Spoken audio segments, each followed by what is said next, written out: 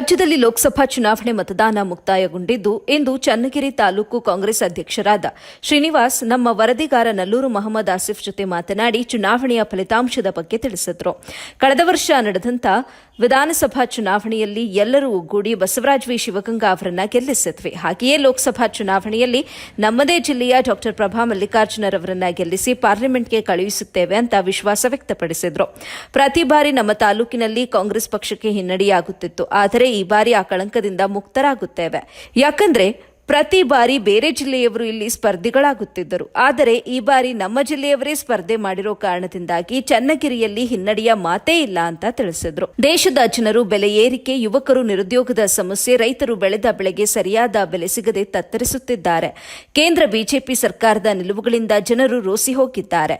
ಈ ಬಾರಿ ಮೋದಿ ಅಲೆ ಕಡಿಮೆಯಾಗಿ ನಮ್ಮ ಕಾಂಗ್ರೆಸ್ ಸರ್ಕಾರದ ಗ್ಯಾರಂಟಿ ಯೋಜನೆಯ ಅಲೆ ಎದ್ದಿದ್ದು ಈ ಬಾರಿ ಕೇಂದ್ರದಲ್ಲಿ ಕಾಂಗ್ರೆಸ್ ಸರ್ಕಾರ ಬರುವುದು ನಿಶ್ಚಿತ ಅಂತ ಭವಿಷ್ಯ ನುಡಿದ್ರು. ವರದಿ ನಲ್ಲೂರು ಮೊಹಮ್ಮದ್ ಆಸಿಫ್, ಎಬಿ ನ್ಯೂಸ್, ಚನ್ನಗಿರಿ. ಇಂದು ದಾವಣಗೆರೆ ಲೋಕಸಭಾ ಚುನಾವಣೆ ಏನು ನಡೆದಾಗಿತ್ತೆ, ಏನು ನಮ್ಮ ಚನ್ನಗಿರಿ ತಾಲೂಕಿನ ಕಾಂಗ್ರೆಸ್ ಪಕ್ಷದ ಅಧ್ಯಕ್ಷರಾದಂಥ ಶ್ರೀನಿವಾಸ್ ಅವರು ನಮ್ಮೊಂದಿಗಿದ್ದಾರೆ. ಅವರಿಗೆ ಮಾತಾಡಿಸ್ತಾ ಹೋಗೋಣ. ಸರ್, ಈಗ ತಾಲೂಕು ತುಂಬ ನೀವು ಅಡ್ಡಾಡಿ ಚುನಾವಣೆ ಮಾಡಿದ್ದೀರಾ. ಸೊ ನಿಮಗೆ ಈ ಚುನಾವಣೆ ಬಗ್ಗೆ ನಿಮ್ಗೆ ಏನು ಒಂದು ಅನಿಸಿಕೆ ಹೇಳ್ತೀವಿ? ಇಲ್ಲ, ಇದೊಂದು ಬಹಳ ಐತಿಹಾಸಿಕವಾದಂಥ ಚುನಾವಣೆ. ನಮ್ಮಲ್ಲಿ ನಾವು ಕಳೆದ ವರ್ಷ ವಿಧಾನಸಭಾ ಚುನಾವಣೆಯನ್ನು ಮಾಡಿದ್ವಿ. ಆ ಚುನಾವಣೆಯಲ್ಲಿ 8 ಜನ ಆಕಾಂಕ್ಷಿಗಳಿದ್ದರು. ಅವರೆಲ್ಲರನ್ನೂ ಒಟ್ಟಿಗಿಡ್ಕೊಂಡು ಪಕ್ಷ ಕೊಟ್ಟಂಥ ನಮ್ಮ ಶಿವಗಂಗಾ ಬಸವರಾಜರವರ ಪರವಾಗಿ ಎಲ್ಲರೂ ಒಟ್ಟಾಗಿ ಕೆಲಸವನ್ನು ಮಾಡಿ ಗೆಲುವನ್ನು ತಂದುಕೊಟ್ಟಿದ್ವಿ. ಆದರೆ ಇವತ್ತು ಲೋಕಸಭಾ ಚುನಾವಣೆ ಭಾಳ ವಿಶಿಷ್ಟಪೂರ್ಣವಾದಂಥದ್ದು.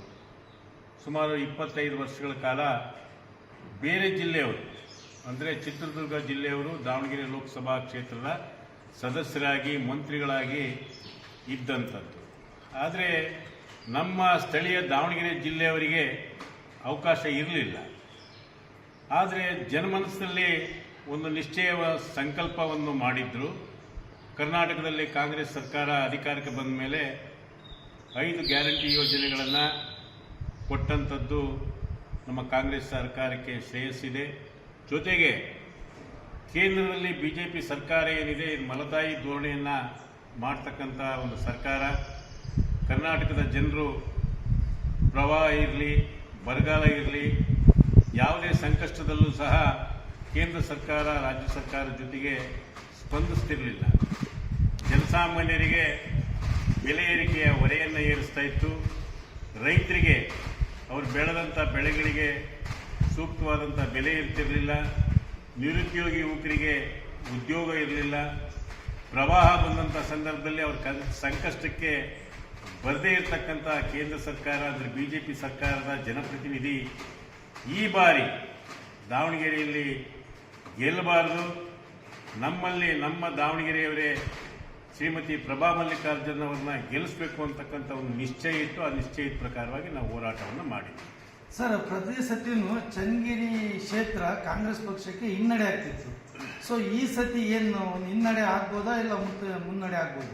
ಇಲ್ಲ, ಆ ಕಳಂಕದಿಂದ ನಾವು ಮುಕ್ತರಾಗ್ತೀವಿ. ಕಾರಣ ಇಷ್ಟೇ, ಸಿದ್ದರಾಮಯ್ಯನವರ ನೇತೃತ್ವದ ಸರ್ಕಾರ 5 ಗ್ಯಾರಂಟಿ ಯೋಜನೆಗಳನ್ನು ಕೊಟ್ಟಿದ್ರಿಂದ ಏನು ದೇಶದಲ್ಲಿ ಮೋದಿ ಅಲೆ, ಮೋದಿ ಅಲೆ, ಮೋದಿ ಅಲೆ ಅಂತ ಹೇಳ್ತಿದ್ರು, ಕರ್ನಾಟಕದಲ್ಲಿ ಆ ಅಲೆಯ ಮುಂದೆ ಏನು ಸಿದ್ದರಾಮಯ್ಯನವರು ಕೊಟ್ಟಿರ್ತಕ್ಕಂಥ ಗ್ಯಾರಂಟಿ ಅಲೆ ಇದೆಯಲ್ಲ, ಅದ್ರ ಮುಂದೆ ಮೋದಿಯವರ ಅಲೆ ಶೂನ್ಯ ಆಗ್ತದೆ ಅಂತಕ್ಕಂಥದ್ದು ಲೋಕರೂಢಿ ಮಾತಿದು. ಒಟ್ಟಾರೆಯಾಗಿ ನಾನು ಹೇಳ್ಬೇಕಪ್ಪ ಅಂತಂದ್ರೆ, ಇವತ್ತೇನು ಕೆಲವರೆಲ್ಲ ಆಲೋಚನೆ ಮಾಡ್ತಕ್ಕಂಥದ್ದು ನಾವು 2 ಲಕ್ಷ 3 ಲಕ್ಷ ಅಂತ ಹೇಳ್ತಾರೆ. ಆ ರೀತಿ ಆಗೋದಿಲ್ಲ. ಕಾರಣ ಇಷ್ಟೇ, ನಮ್ಮಲ್ಲಿ ಸಾಂಘಿಕವಾದಂಥ ಹೋರಾಟ ದಾವಣಗೆರೆ ಜಿಲ್ಲೆಯಲ್ಲಿ ಆಗಿದೆ.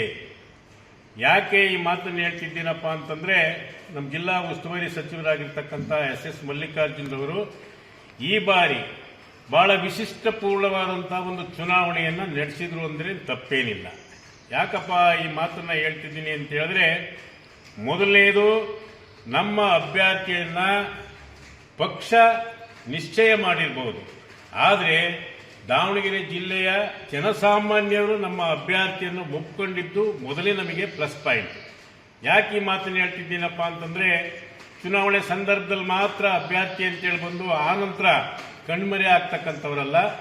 ಶ್ರೀಮತಿ ಡಾಕ್ಟರ್ ಪ್ರಭಾ ಮಲ್ಲಿಕಾರ್ಜುನರವರು ವೃತ್ತಿಯಲ್ಲಿ ವೈದ್ಯರಾಗಿ ಸಮಾಜ ಸೇವೆಯಲ್ಲಿ ತಮ್ಮನ್ನು ತಾವು ತೊಡಗಿಸಿಕೊಂಡು ಇಡೀ ದಾವಣಗೆರೆ ಜಿಲ್ಲೆಯಲ್ಲಿ 2,000 ಆರೋಗ್ಯ ಶಿಬಿರಗಳನ್ನು ಮಾಡಿ ಹಲವಾರು ಸಮಾಜಮುಖಿ ಕೆಲಸಗಳನ್ನು ಮಾಡಿ ಜನಮನ್ನಣೆ ಪಡೆದಂಥ ಒಬ್ಬ ಅಭ್ಯರ್ಥಿ.